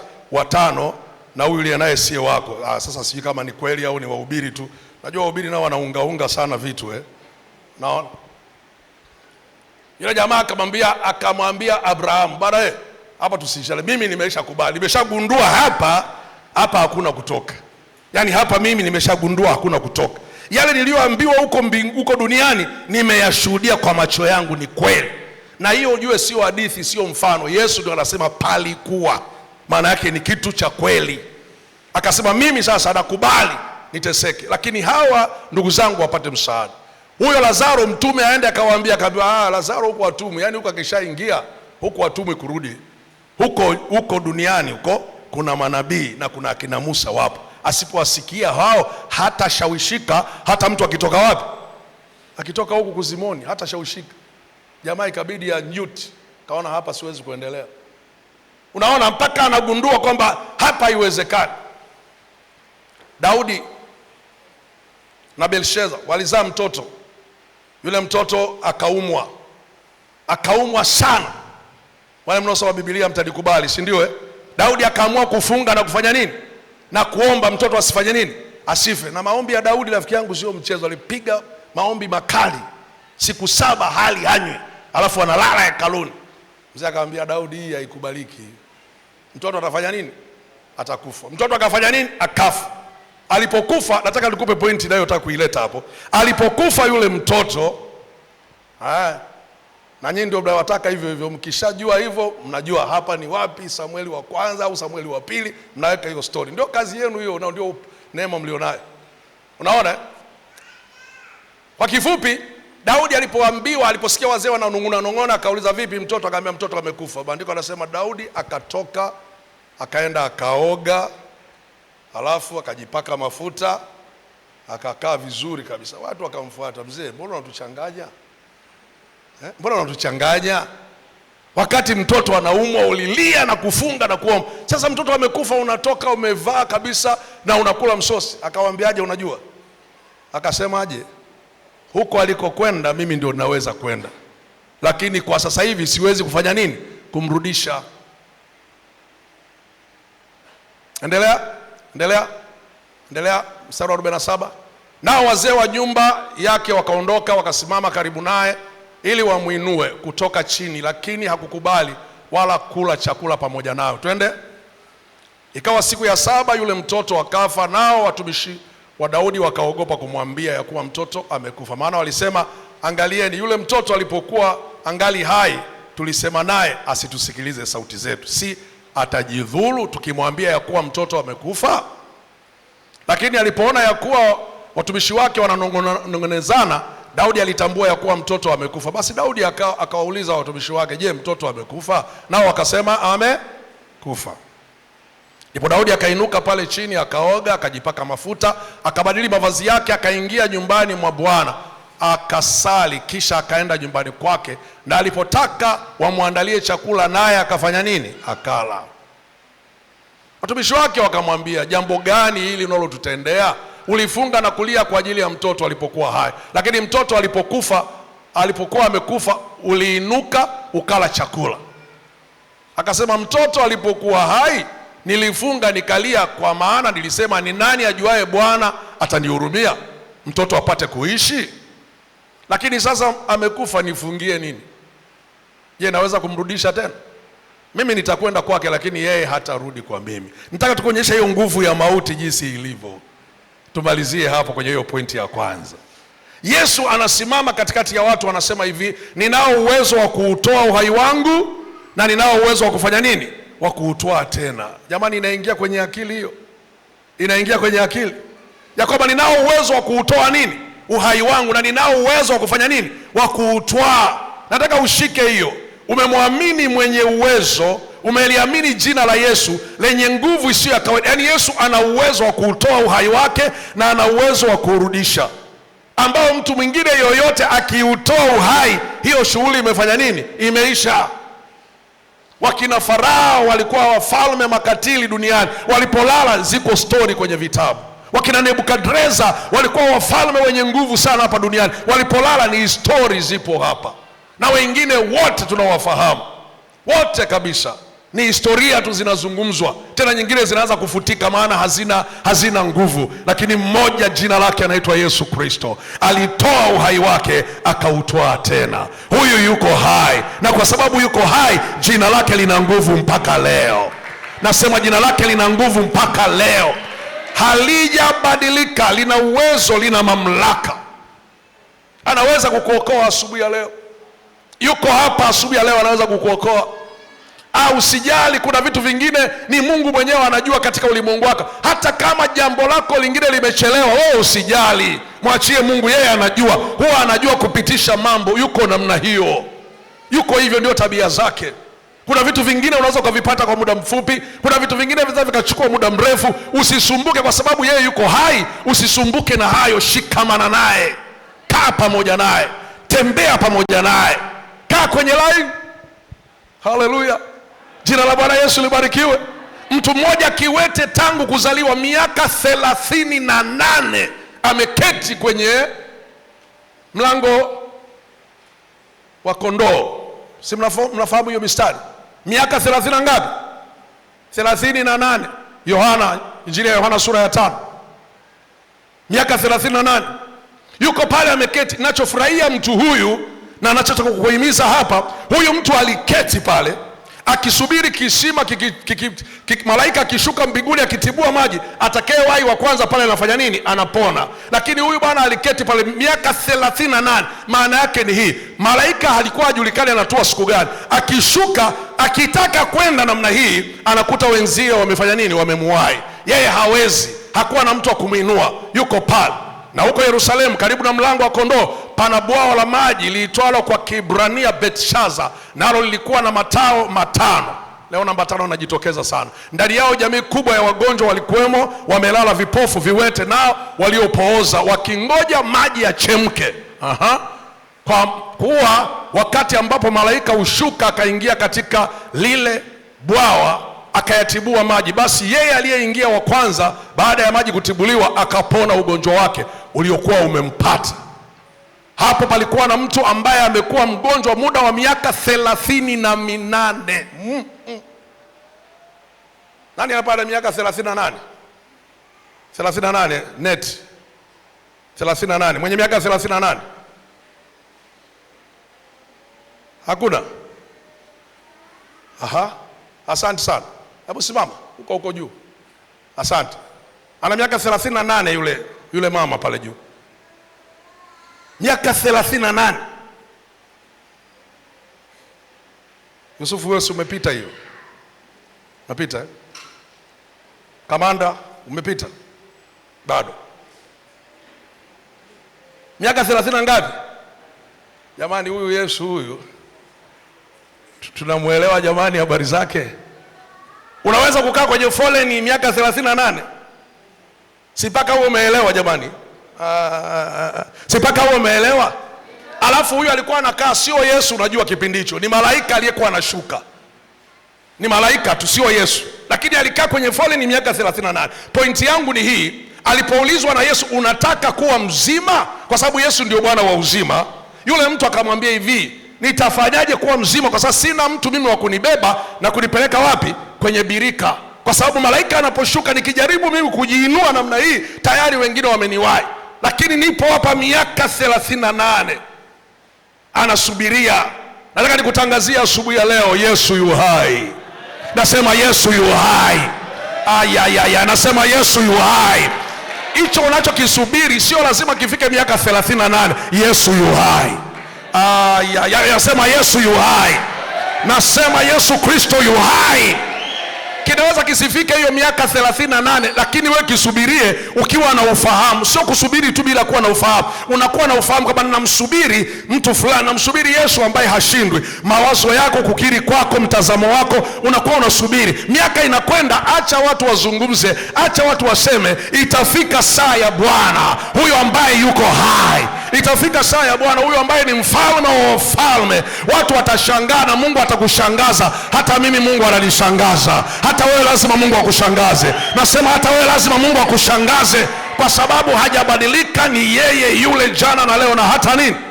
Na hata bila. Yesu anamwambiaje ujamaa? Jitwike godoro lako ufanye nini? Uende. Haiwezekani bwana. Jamaa amelala kwenye godoro, ni kama naambia ndugu, inaonekana wewe una hata huruma. Hiyo haijaandikwa, hiyo ni ya kwangu. Wewe inaonekana hata una huruma. Halafu unashangaza. Ili unajitamkia tu mambo kirahisi tu. Jitwike. Unajitwikaje wakati mimi mwenyewe nimelema hapa? Najitwika namna gani wakati nimepoza? Inawezekana huo mjadala uliendelea, lakini akapata connection.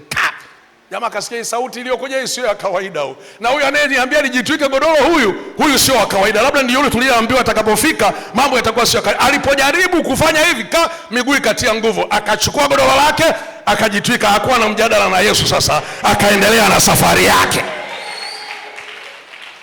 Mbele ya safari akakutana na watu wenye dini yao, kwa sababu ilikuwa ni siku ya dini ya watu fulani. Wakamwambia, wewe leo ni siku ya dini yetu, na dini yetu hairuhusu watu kubeba mizigo. Inakuwaje? Uinjilisti pale pale. Yaani ukimpata Yesu anakutengeneza hata kabla ya kwenda chuo cha Biblia, tayari anakupa na maneno na ufahamu pale pale. Akamwambia, sikilizeni ninyi, aliyenifanya niwe mzima. Hiyo tu amtaki tu muijue hiyo.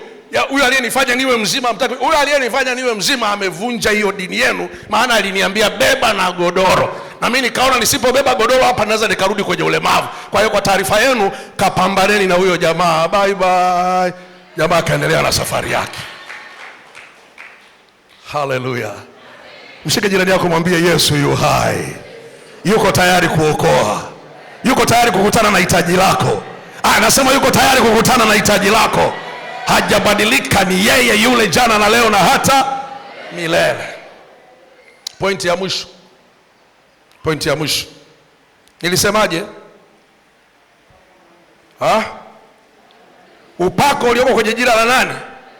Jina la Yesu lina upako usio wa kawaida. Jina la Yesu lina upako usio wa kawaida, lakini kwa sababu moja au nyingine ni kama tunaanza kutafuta upako mahali tofauti na jina la Yesu. Yaani jina la Yesu ndio lenye upako. Ukipata jina la Yesu ndio umepata upako. Sasa siku za leo mimi sina shida, lakini nafundisha kilio cha kweli kabisa. Ni kama tunahama kutoka kwa Yesu mwenye jina lenye upako, tunataka tuhamie vitu vingine. Ndiyo, Mungu anafanya kazi kwa namna mbalimbali, lakini kwa nini? Yaani jina la Yesu ndio lenye upako. Yaani upako uko kwenye jina la nani? Jina la Yesu. Siku hizi sisi wahubiri tuna tabu sana. Sasa nataka nijulikane mimi Bishop Steven Mulenga, askofu mkuu. Siku hizi wanaongeza wa kitaifa. Yaani hiyo yote anataka tu kumpata Yesu aondoke. Yaani mtu akiniona mimi aone kama ndio anauona upako. Mimi sina jina lenye upako. Upako ni jina la Yesu. Nasema upako ni jina la Yesu. Unaona? Sasa ndio shida tuliyoipata siku za leo. Yaani Yesu anatolewa kwenye nafasi yake vitu vingine au mtu. Mpaka sasa unaweza ukajikuta mtu anabadilisha jina lake. Mfano labda mimi nibadilishe kutoka Mulenga nione alitoshi, niite jina lingine. Mpini mkavu kutoka nyanda za juu.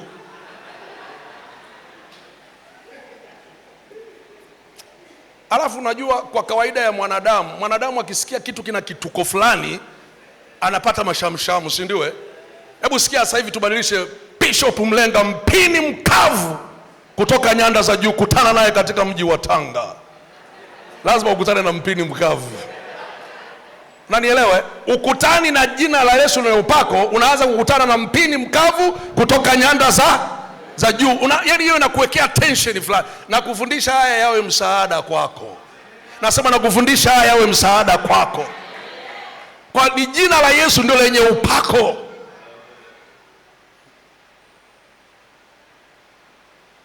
Yaani kaka wa upako, babu wa upako, sijui mjomba wa upako. Hii hamna. Yesu ndio jina lenye nini? Lenye upako. Matendo ya Mitume sura ya 4 mstari wa 1 mpaka 23. Mungu wa Bwana wetu Yesu Kristo. Mnaweza mkanipa dakika 2? 5 Haya 5, asante. Naomba 5. Mungu wa Bwana wetu Yesu Kristo. Na nyinyi mnasikia vizuri au mnasikia vibaya? Inakuwaje saa zimeenda? Haya, Timo, please. Act 4. Hata walipokuwa wakisema na watu, wale makuhani na walinzi wa hekalu na Masadukayo wakawatokea. Ile ndio ile jopo la watu, ile baraza la Sanhedrin. Hilo ndio ile baraza la Sanhedrin. Hata walipokuwa wanasema na watu, makuhani, Masadukayo na walinzi wa hekalu wakawatokea. Wakawatokea nani? Wanafunzi. Wakawafadhaisha sana kwa sababu wanafundisha watu na kuhubiri kuwa katika Yesu kuna ufufuo wa nini? Wa wafu. Ndio hichi nilichokuwa na kuhubiri hapo. Yaani hiyo ndio ilikuwa tatizo, kwamba hawa jamaa tumewakataza lakini bado wanaendelea kuwahubiria watu jina la Yesu na nini? Na ufufuo. Kwa sababu kwenye ufufuo si ndio kwenye ugumu? Sisi tumeokolewa na Yesu kwa sababu tumemwamini Yesu alikufa na kufanya nini? Na kufufuka, na tumemwamini yeye. Na tukiwa ndani ya Yesu Kristo tutakufa, halafu tutafufuka pamoja naye. Na ndio bado tunaitengenezaga kwenye ubatizo kama njia ya kuonyesha, kama kivuli. Tunamshika mtu kwenye maji, tunasema umekufa na Kristo, unafufuka na nani? Na Kristo. Hata mimi nilifanyiwa hayo mambo, nilifanyiwa namna hiyo. Unaona eh? Yaani inaanza kukupa ile radha ya kutambua uzima ulionao uko ndani ya nani? Ndani ya Yesu Kristo.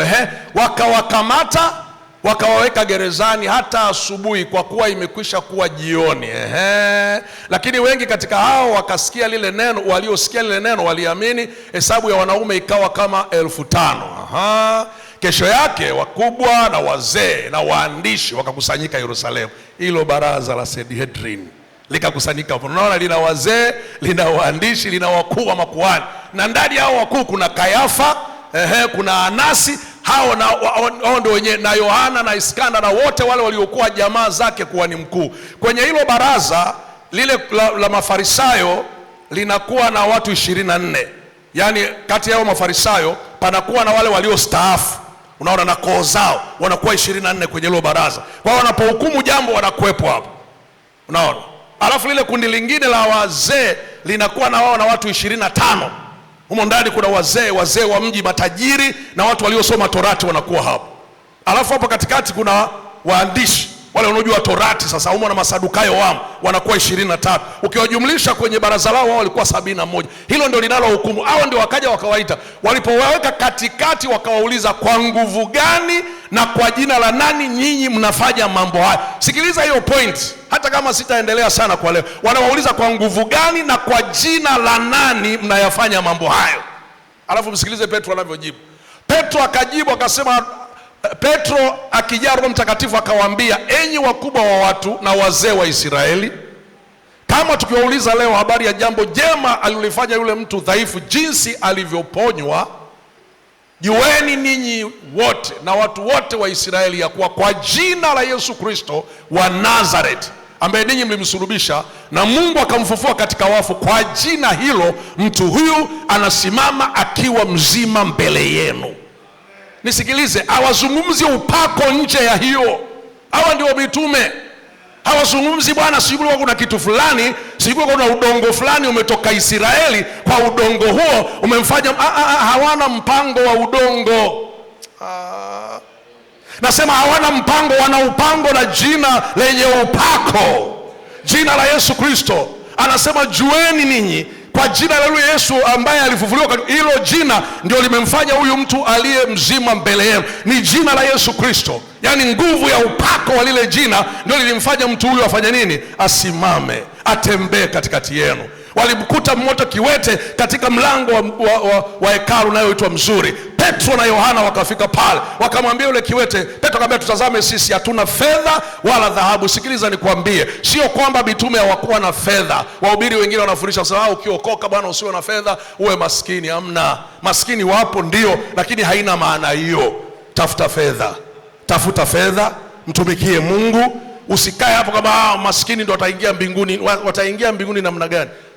Wataingia mbinguni namna gani? Wataingia kwa namna nyingine. Petro alipomwambia hatuna fedha, hatuna dhahabu, mpango wa Petro mhubiri huyu mtume alitaka huyu mtu asiweke imani yake kwenye fedha, asiweke imani yake kwenye nini? Kwenye dhahabu. Alikuwa anataka kumleta huyu mtu afocus, aweke imani yake kwa nani? Kwa Yesu Kristo. Akamtazama yule bwana, akatazama akitarajia kupata kitu kutoka kwao. Unapata jina lenye upako au unapata kitu kingine? Biblia anasema yule jamaa Petro akamwambiaje? Kwa jina la Yesu Kristo wa Nazareti, simama, inuka, kwenda. Jamaa akashangaa. Petro kana atachelewesha mambo, akamshika mkono akamuinua, vifungo vya miguu yake vikatiwa nguvu. Haleluya! Jamaa akatoka kule nje, akaingia ndani ya hekalu, akaanza kurukaruka. Ndio shida ya walokole inaanzia hapo na madhehebu mengine. Akaanza kurukaruka, anasema nyinyi kwenye ibada yenu hamna utaratibu. Ndio tulivyo sisi. Ukiokoka utaratibu uko chini ya Roho Mtakatifu, mwelekeo uko chini ya Roho Mtakatifu.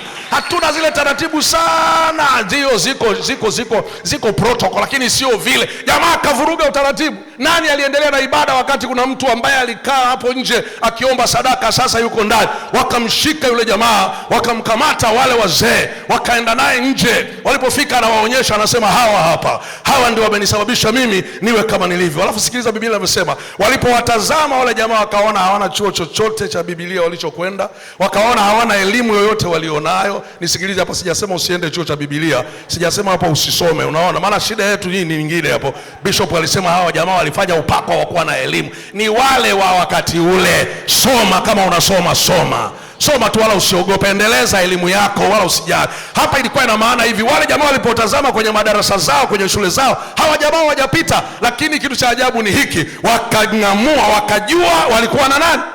Na Yesu. Mgusie jirani yako, mwambie una Yesu au una udongo?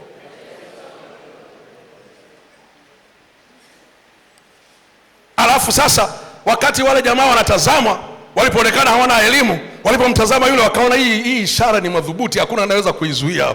Wakatizama wakaona hawakuna cha kusema. Alafu ndio Petro akamwambia, msitutazame sisi mabwana, kama sisi tumemfanya huyu mtu awe mzima kwa utauwa wetu. Wapendwa, hii ndio shida tulionayo siku za leo.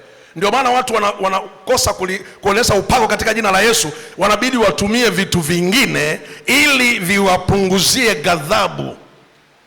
Kwa sababu ukimtaja Yesu wakati sio Yesu ambaye amefanya hicho kitu, unahukumiwa nafsi yako.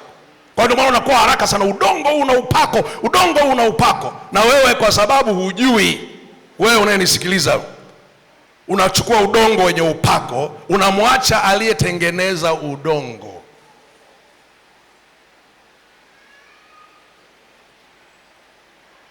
Na ndio maana huwezi ukataja kwamba ni Yesu amemfanya, unasema ni udongo wenye upako, kwa sababu unajua huo udongo uliko upata, unaujua.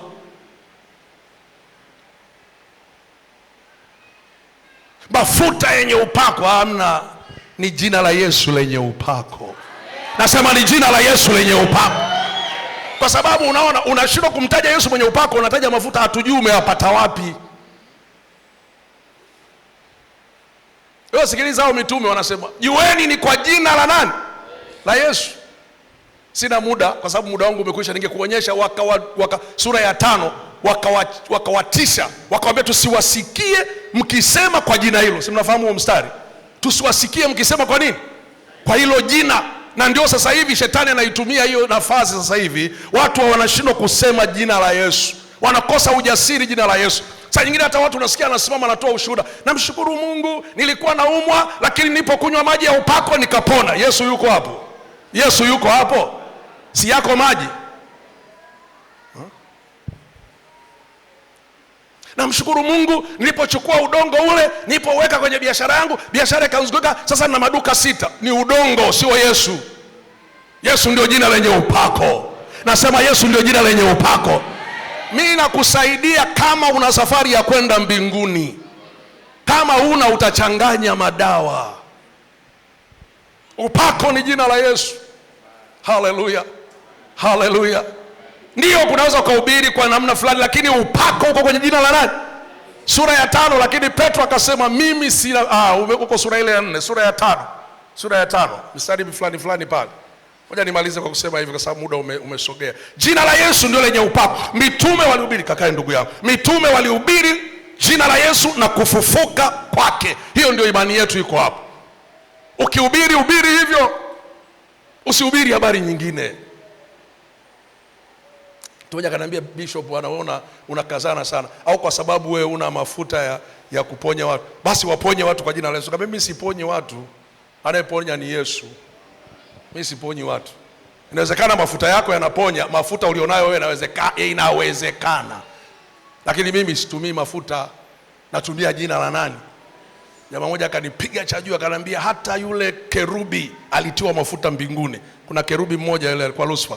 Anasema alitiwa mafuta mbinguni. Kaambia sio ya kwenye chupa, lakini maana ukisikia mafuta wewe unafikiri ni mafuta ya kwenye chupa.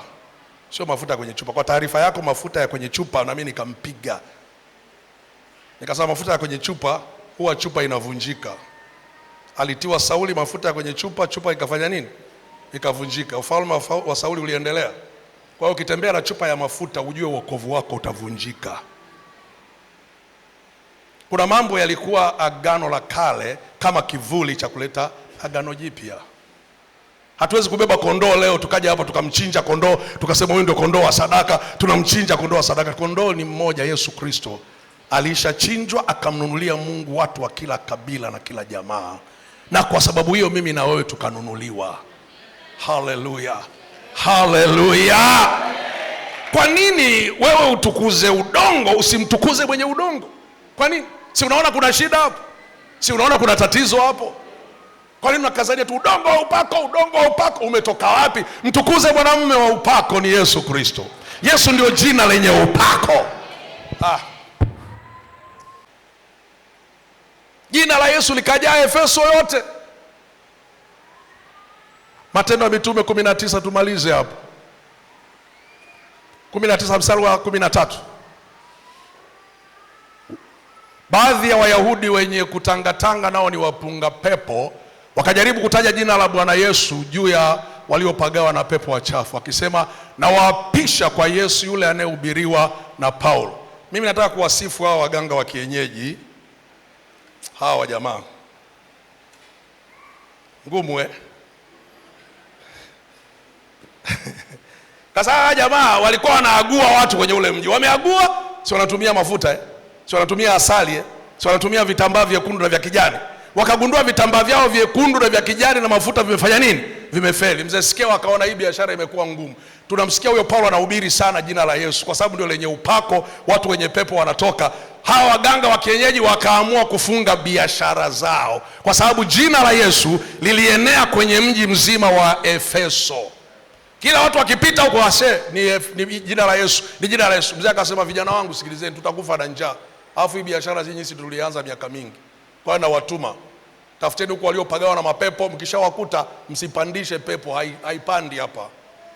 Vijana wanasema ngoma imefanya nini? Imegoma. Naona. Sasa unafanyaje? Sema nyinyi twende huko. Nyinyi mkimkuta mtu ana pepo ili mpate hela kwa ndugu zao, mkemeeni kwa jina la Yesu. Maana hilo ndio jina lenye nguvu. Vijana wakaingia mtaani, wakamkuta jamaa mwenye pepo, wakasema tunakuapisha kwa yule Yesu. Hiyo mimi nimeipenda sana.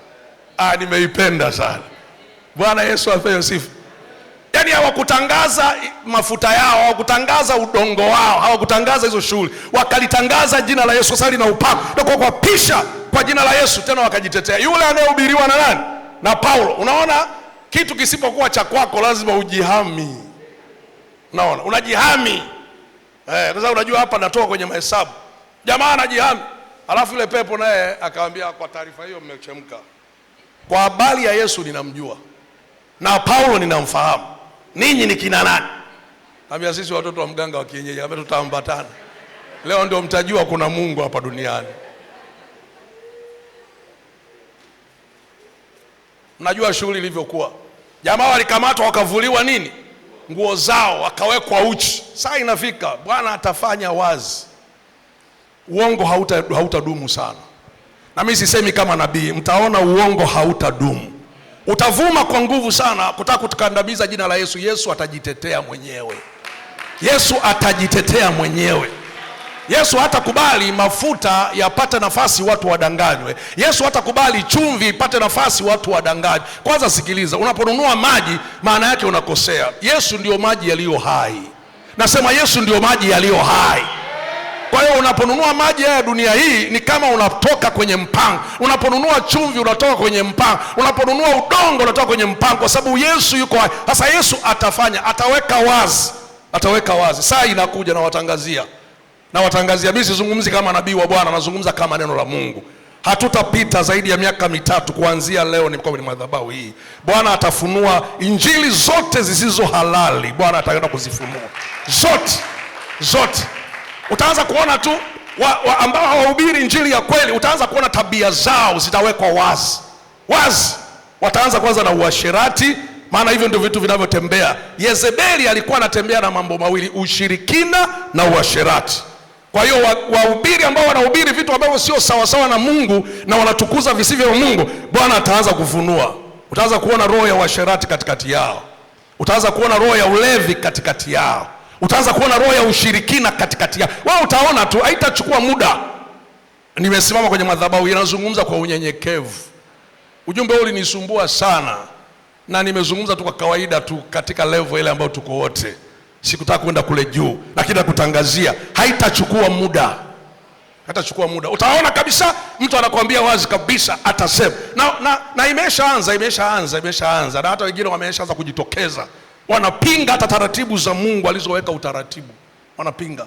Wanasema wewe nenda tu, kama ni msichana na mvulana kapataneni na wazazi wenu huko, mkishapatana mmeshakubaliana kuoana.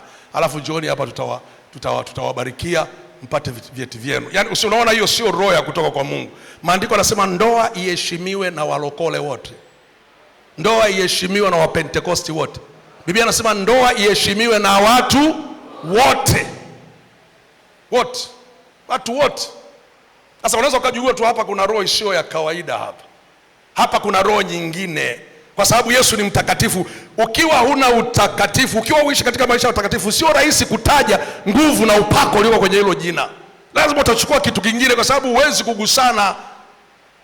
Huwezi kuchuma tini kwenye mibaruti, haiwezekani. Bwana akusaidie wewe unanisikiliza mchana wa leo. Nasema Bwana akusaidie wewe unanisikiliza mchana wa leo. Haleluya. Mungu wetu apewe sifa. Bwana akusaidie, upako huko kwenye jina la Yesu. Na Yesu amekupa kibali. Piga magoti, liitie jina la Yesu. Mwambie Yesu, mwana wa Mungu, nisaidie. Yesu ni rehemu. Nisaidie biashara yangu, naitangazia jina lako. Mwambie Yesu, wewe ndio upako, ingia kwenye biashara yangu. Yesu, wewe ndio upako, ingia kwenye akili zangu. Yesu ndio upako, ingia kwenye huduma yangu. Niachilie upako kwenye huduma langu. Nisiwe na jina, niwe kawaida, niwe na jina, lakini wewe utukuzwe, mwana wa Mungu aliye hai. Utashangaa, utaona hatua kwa hatua Mungu anafungua mambo ya maisha yako. Utashangaa kabisa. Nakwambia kweli. Kesho utasikia wahubiri wanahubiri wanakuambia kunywa pombe sio dhambi. Utasikia tu. Kunywa pombe sio dhambi. Kwa sababu Nuhu alikunywa. Wewe ni Nuhu. Wewe ni Nuhu. Biblia inasema msilewe kwa mvinyo, maana humo mna ufisadi. Si ndio imeandikwa? Wewe unataka kunywa. Ukishaona mtu anatetea ukujua anakunywa. Ukishaona tu mtu anatetea pombe sio dhambi bwana, ni ufahamu tu awanye. Tabu ya pombe ni kama umelewa. Ukinywa sana ndio vibaya. Chukua glasi ya sumu, alafu uchukue kijiko kidogo cha chai cha sumu, alafu kunywa zote. Ipi inaua mapema? Ipi ni sumu? Nani anasema? Nadhani Roho Mtakatifu anasema kitu fulani na watu hapa.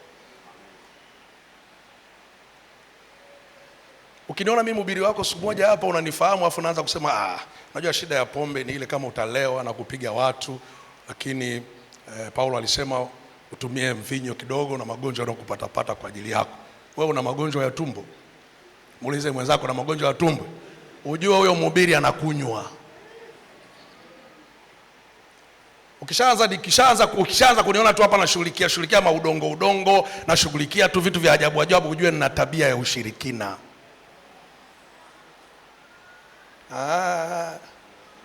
Bwana Yesu apewe sifa. Sauli akasema naenda kuaguliwa, Hendron, naenda kuaguliwa. Lakini kwa sababu kuna mama anayeagua na pepo la uaguzi, nikienda hivi nilivyo atanitambua. Sauli akajibadilisha, akavaa nguo nyingine. Huyu alikuwa mfalme wa taifa la nini? La Israeli. Akaenda kuaguliwa. Na akafika kwa yule mama. Yule mama akamwambia, nani unataka nini? Sema nataka unipandishie mtu anaitwa Samuel. Akamwambia usijue, unajua Sauli amesema mtu akifanya hicho atauawa, na ameua watu wote wenye pepo. Akasema ninafahamu hilo, lakini usiwe na shaka. Wewe nipandishie, mimi nimezidiwa, ndio maana nimekuja. Ukiona mfalme amekwenda haendi kiwazi, anaenda kisiri.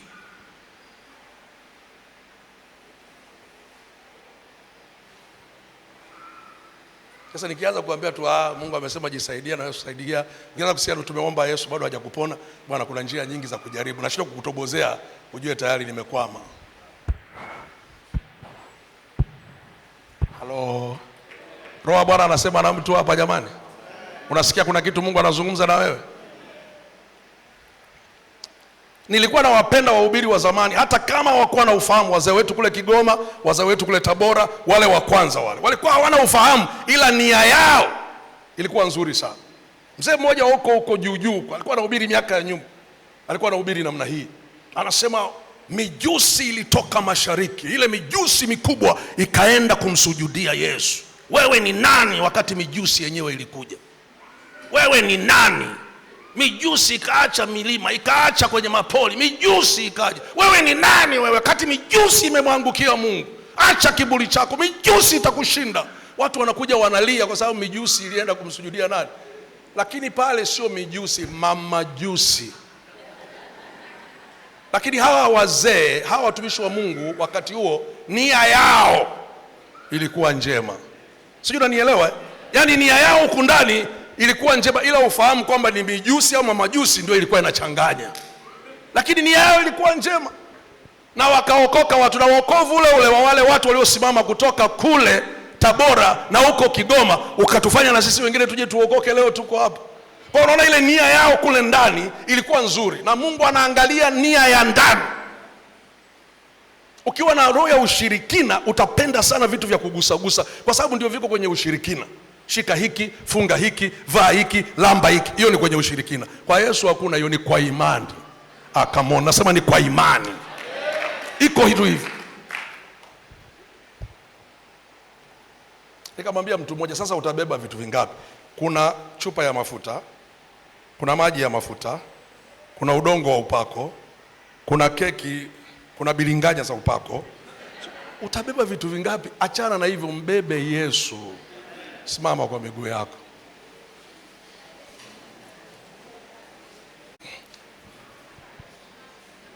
Nataka nimwone Yesu, nataka nimwone Yesu, nataka nimwone Yesu, nataka nikuone mimi, nataka nimwone Yesu, nataka nimwone Yesu, nataka nimwone Yesu, nataka nikuone, nataka nimwone Yesu, nataka nimwone Yesu, nataka nimwone Yesu, nataka nikuone, nataka nimwone Yesu, nataka inua mikono yako juu, muone Yesu katika maisha yako.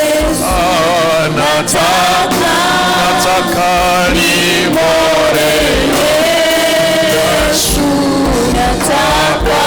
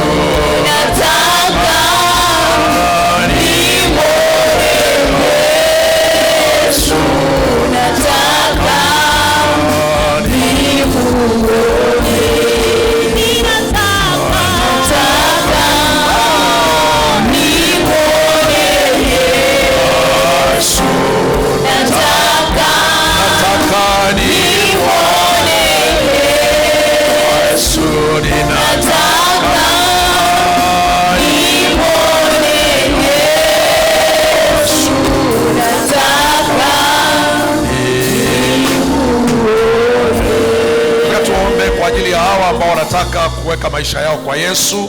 Weka mkono wako mmoja kifuani, inua mkono wako mmoja juu. Mmoja weka kifuani, inua mkono wako mmoja juu.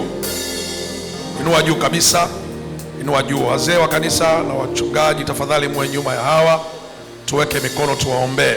Sema maneno haya: Bwana Yesu, naja mbele zako. Mimi ni mwanadamu mwenye dhambi, ninaomba unisamehe, utakase maisha yangu kuanzia leo. Yesu uliye hai, kwa damu yako nisafishe, niondolee dhambi, niondolee magonjwa, mikosi na balaa. Kuanzia sasa jina langu liandikwe katika kitabu cha uzima, katika jina la Yesu, katika jina la Yesu, amen. Inua mikono yako yote miwili juu, inua mikono yako miwili yote juu. Tunakuombea sasa baraka, neema ya Bwana aliyekusamehe na kukusamehe dhambi zako, na tunakuombea nguvu ya Roho Mtakatifu. Tunakuombea jina la Yesu lenye upako liingie katika mwili wako. Kama una magonjwa, una mateso yoyote, jina la Yesu liko mahali hapa kukutakasa, kukuponya, kukuondolea shida ulizonazo. Wewe utakuwa unasema tu moyoni mwako, asante Bwana Yesu, nisaidie. Sitaki kuendelea na mzigo huu wa dhambi, sitaki kuendelea na magonjwa haya. Nguvu ya Yesu yenye mamlaka, jina la Yesu yenye mamlaka litaingia katika maisha yako sasa hivi, na mambo yako yatabadilishwa, utakuwa kiumbe kipya. Tunakwenda kuomba sasa. Baba, katika jina la Yesu Kristo, wewe uliye Bwana, uliye Mwokozi, Yesu Kristo, simba wa kabila la Judea, Yesu Kristo utendaye miujiza na maajabu, tunaomba sasa uwatakase wanawake hawa ambao wamesimama katika madhabahu hii kwa jina lako Yesu Kristo, jina lenye nguvu, jina linaloponya, jina linalotakasa, jina linaloosha kila dhambi. Kwa mamlaka ya jina la Yesu Kristo tunatangaza kusamehewa kwako, tunatangaza kusamehewa kwako. Bwana Yesu asamehe madhambi yako, Bwana Yesu asamehe makosa yako. Kuanzia sasa pokea uzima kwenye moyo wako, pokea uzima kwenye nafsi yako, pokea uzima kwenye mwili wako kwa jina la Yesu Kristo. Kama una magonjwa kwenye mwili wako, tunayaamuru sasa kwa jina la Yesu, kwa jina la Yesu, funguka sasa, funguliwa sasa, funguliwa sasa. Mateso ulionayo achia, achia kwenye mwili wa mwanamke huyu, kwenye tumbo toka, kwenye viuno toka, kwenye damu toka, kwa mamlaka ya jina la Yesu Kristo, mwana wa Mungu aliye hai. Tunaomba neema ya Bwana iwe juu yako na utakaso wa damu ya Yesu inenayo mema juu yako ikunenee mema sasa. Pokea uzima na utakaso, pokea uzima na utakaso kwa jina la Yesu Kristo. Kila magonjwa, kila mateso, kila maumivu ya kuachie sasa. Uwe na neema na uwe na uponyaji sasa. Pokea uzima, pokea uzima, pokea uzima, pokea uzima. Mateso yote yaachie kwenye mwili wa mwanamke huyu, mateso yaachie kwenye tumbo la mwanamke huyu, mateso yaachie kwenye miguu ya mwanamke huyu kwa mamlaka ya jina la Yesu Kristo. Uwe na uzima, kisha uwe nao tele katika jina la Yesu Kristo mwokozi wetu, amen, amen. Inua mikono yako juu, sema na mimi maneno haya: asante Bwana Yesu, ninakushukuru kwa wema wako, amen. Simama hapo hapo. Nataka nikuombee wewe ambaye uko mahali hapa, inawezekana unahitaji lolote, usije mbele, ninaomba pamoja na wewe pale ulipo. Baba, katika jina la Yesu Kristo, kwa mkutano huu nimehubiri neno lako juu ya wewe Yesu uhai na juu ya upako ulio katika jina lako. Kuna mahitaji ya mwanamume huyu, kuna mahitaji ya mwanamke huyu. Ninaomba tumaini lake sasa aliweke kwako. Wewe ni Yesu yule jana na leo na hata milele. Ulifungua njia mahali pasipo na njia. Natangaza uzima sasa na mamlaka yako juu ya kila mmoja aliyesimama mahali hapa. Kuanzia sasa tunapoanza wiki hili, Bwana, kuanzia leo, Mungu, nuru yako ikaonekane. Bariki huduma yake, bariki maisha yake, bariki watoto wake, bariki kazi yake. Mateso ya magonjwa, iwe ni kwenye tumbo, iwe ni kwenye shingo, kwenye masikio, yaachiwe sasa kutoka mamlaka ya jina la Yesu Kristo. Vizuizi kwenye shughuli zake, kuanzia leo ninaamuru katika upako wa jina la Yesu lisiloshindwa. Pokea uzima na neema ya Bwana katika maisha yako kwa Yesu mwokozi wetu, amen.